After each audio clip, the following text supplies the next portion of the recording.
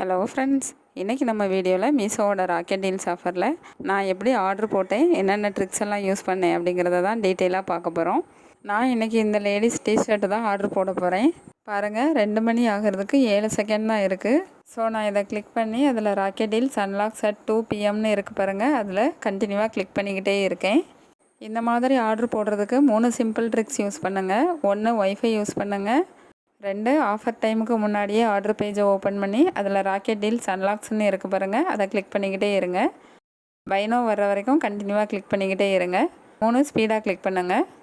Order போட்டதுக்கு அப்புறமும் சில ப்ராடக்டை கேன்சல் பண்ணிடுவாங்க. அதுக்கான அமௌண்ட்டை ரீஃபண்ட் பண்ணிடுவாங்க. இந்த ராக்கெட் டீல்ஸ் ஆஃபரோட பெரிய மைனஸ் என்னென்னா, நம்ம இந்த ஆஃபரில் வாங்குகிற ப்ராடக்ட் எதையுமே ரிட்டர்ன் பண்ண முடியாது. சம்டைம்ஸ் பைனோவும் வராமல் எரர் கம்ப்ளைண்ட் வருது. இந்த எரர் கம்ப்ளைண்ட் ஏன் வருதுங்கிற ரீசன் எனக்கும் தெரியலை. உங்களில் யாருக்காவது தெரிஞ்சுச்சுன்னா கமெண்ட் பண்ணுங்கள்.